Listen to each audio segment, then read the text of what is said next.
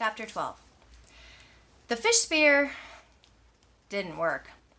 He stood in the shallows and waited again and again. The small fish came closer and closer, and he lunged time after time, but he was always too slow. He tried throwing it, jabbing it, everything but flailing with it, and it didn't work. The fish were just too fast. He had been so sure, so absolutely certain that it would work the night before. Sitting by the fire, he had taken the willow and carefully peeled the bark until he had a straight staff about 6 feet long and just under an inch thick at the base, the thickest end. Then, propping the hatchet in a crack in the rock wall, he had pulled the head of the spear against it, carving a thin piece off each time until the thick end tapered down to a needle point. Still not satisfied, he could not imagine hitting one of the fish with a single point. He carefully used the hatchet to split the point up the middle for 8 or 10 inches and jammed a piece of wood up into the split to make a 2-prong spear.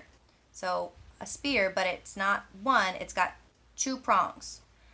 With the points about 2 inches apart. It was crude, but it looked effective and seemed to have good balance when he stood outside the shelter and hefted the spear. He had worked on the fish spear until it had become more than just a tool. He spent hours and hours on it, and now it didn't work. He moved into the shallows and stood, and the fish came to him just as before. They swarmed around his legs, some of them almost 6 inches long, but no matter how he tried, they were too fast. At first he tried throwing it, but that had no chance. As soon as he brought his arm back, well before he threw, the movement frightened them. Next, he tried lunging at them, having the spear ready just above the water and thrusting with it. Finally, he actually put the spear in the water and waited until the fish were right in front of it, but still somehow he telegraphed his motion before he thrust, and they saw it and flashed away. He needed something to spring the spear forward, some way to make it move faster than the fish, some motive force, a string that snapped, or a bow. A bow and arrow. A thin, long arrow with the point in the water, and the bow pulled back so that all he had to do was to release the arrow. Yes, that was it. He had to invent the bow and arrow. He almost laughed as he moved out of the water and put his shoes on. The morning sun was getting hot, and he took his shirt off. Maybe that was how it really happened. Way back when, some primitive man tried to spear fish and it didn't work, and he invented the bow and arrow. Maybe it was always that way. Discoveries happened because they needed to happen.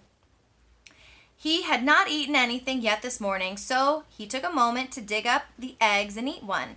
Then he reburied them, banked the fire with the couple of thicker pieces of wood, settled the hatchet on his belt, and took the spear in his right hand and set off up the lake to find wood to make a bow. He went without his shirt, but something about the wood smoke smell on him kept the insects from bothering him as he walked to the berry patch.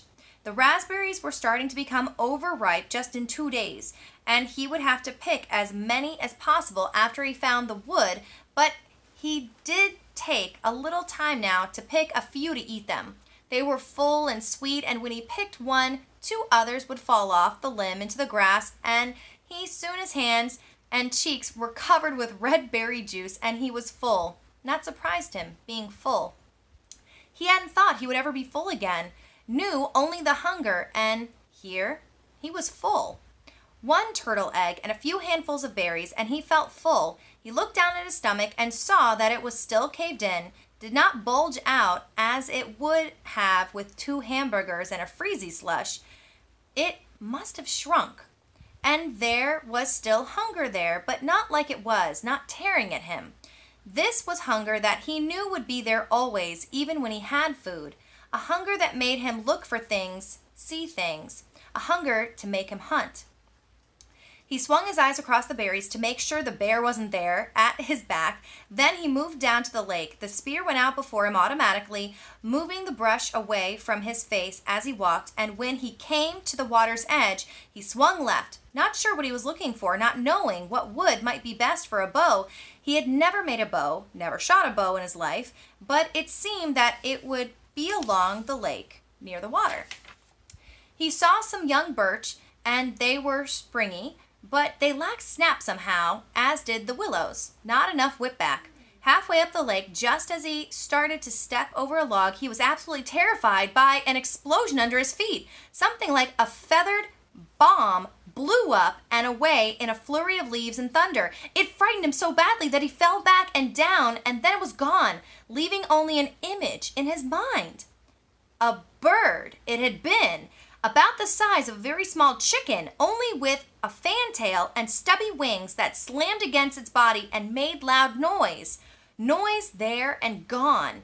He got up and brushed himself off. The bird had been speckled, brown and gray, and it must have not been very smart because Brian's foot had been nearly on it before it flew. Half a second more and he would have stepped on it and caught it, he thought, and eaten it. He might be able to catch one or spear one. Maybe, he thought, maybe it tasted like chicken. Maybe he could catch one or spear one, and it probably did taste just like chicken when his mother baked it in the oven with garlic and salt and turned golden brown and crackled. He shook his head to drive the picture out and moved down the shore.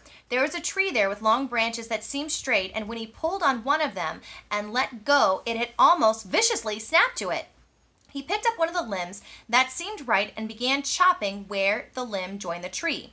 The wood was hard and it didn't seem to cause it to split, so he took his time, small chips, and concentrated so hard that at first he didn't hear it.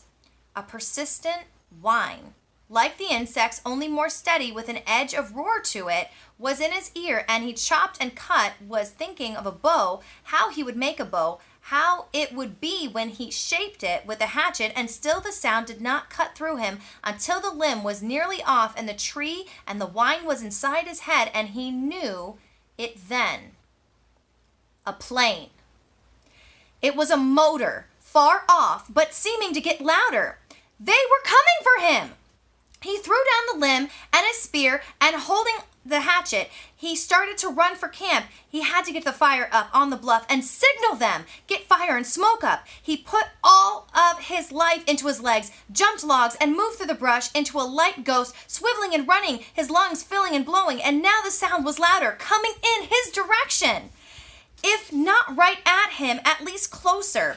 He could see it all in his mind now, the picture, the way it would be. He would get the fire going and the plane would see the smoke and circle once, then again, and waggle its wings.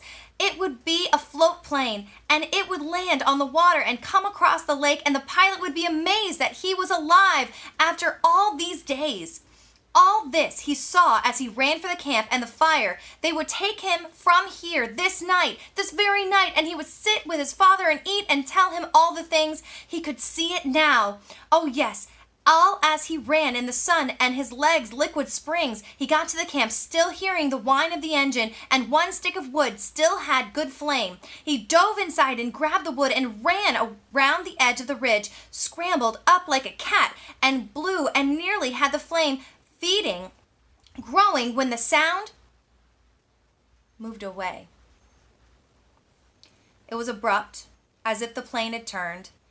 He shielded the sun from his eyes and tried to see it, tried to make the plane become real in his eyes, but the trees were so high, so thick, and now the sound was still fainter.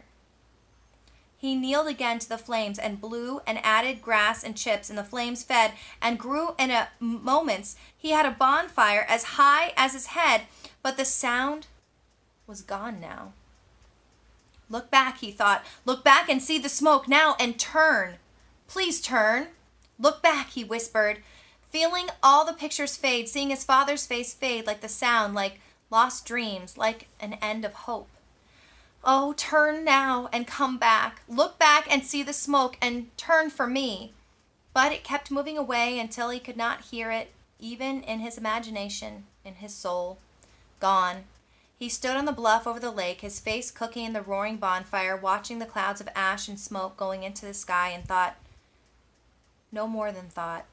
He knew then that he would not get out of this place. Not now. Not ever. That had been a search plane. He was sure of it. That must have been them, and they had come as far off to the side of the flight plan as they thought they would have to come, and then turn back. They did not see his smoke, did not hear the cry of his mind. They would not return. He would never leave now, never get out of here. He went down to his knees and felt the tears start, cutting through the smoke and the ash on his face, silently falling into the stone. Gone, he thought finally. It was all gone. All silly and gone. No bows, no spears or fish or berries. It was all silly anyway. All just a game. He could do a day, but not forever. He could not make it if they did not come for him someday. He could not play the game without hope, could not play the game without a dream. They had taken it all away from him now. They had turned away from him, and there was nothing for him now. The plane gone, his family gone, all of it gone. They would not come. He was alone, and there was nothing for him.